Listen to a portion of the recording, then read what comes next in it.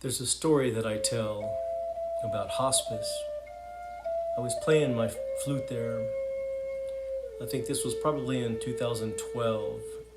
It was just after my partner had passed away in March of that year.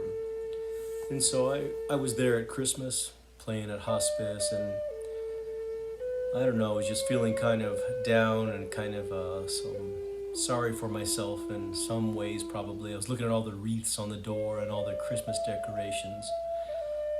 So at one point, I'm playing in the hallway. There's this place where the acoustics are really good, where there's a skylight, and so I like to get under there and play my flute and just let it ring out. And I imagine that my flute songs and sounds are like a mist, a healing mist, just going through the doors and through the hallways and everywhere. So I was playing, and I noticed this little boy. I don't know how old he was, maybe 6, comes up to me, and he's waiting to talk to me, and he says, "Excuse me, sir," or he might have called me Mister. I don't remember right now, but he says, "Excuse me, Mister, how much will you charge to play for my grandma?" And I look at him and I say, "Well, how much do you have?" And he says, "Well, I have a quarter," and he shows me this quarter in his hand. And so I say, "That's perfect." And I was kind of thinking in a humorous way, oh, good, we're training him well to pay for musicians. But of course, it wasn't about that. But I thought that was really kind of him to ask. His mother probably prompted him. So when I was done with my song, I asked what room his grandmother was in, and so I went there and I knocked and I walked in. And so I come in, and this boy's mother is on the other side of the bed that's closer to the window, and then there's his grandmother and there's him.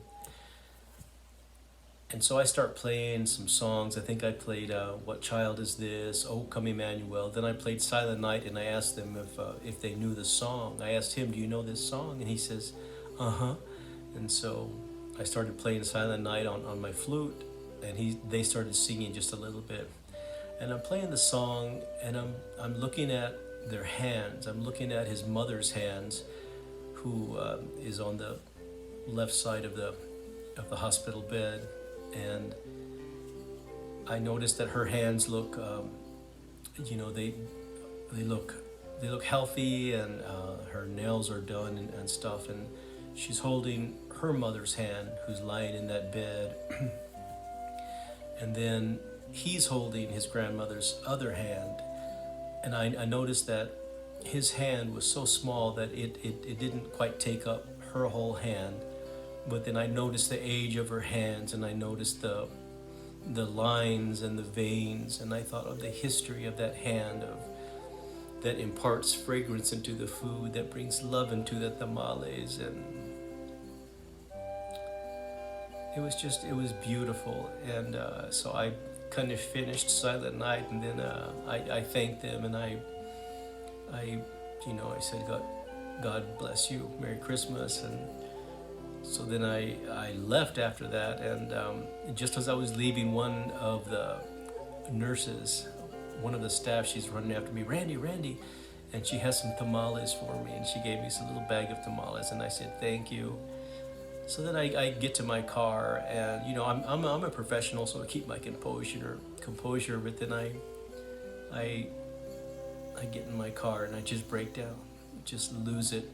The grief that I'd been going through the last couple of years, caring for my partner through cancer and through dying here at my home, and through all of that. And I'm very familiar with the dying process and with being around grieving people, and because I've been a volunteer for hospice for about 18 years probably, I don't know.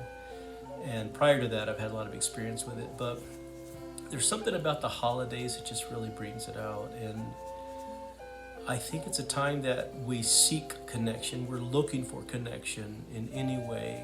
And that's why we go to mass and go to choir and go to concerts and have parties. And That's why I make tamales, even though I make them by myself now, and they're just for myself for the most part, because there's so much work.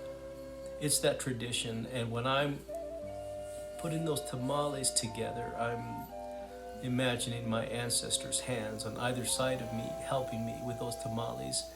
So it's about connection, but it's also about how food brings people together and how communal that act of love of preparing food together is. And so with that, I just wanted to share that memory with all of you and wish you a very, very happy Christmas. Or if you can't reach happiness, just appreciation and gratitude for what our ancestors have endured so we could be here today. Oh,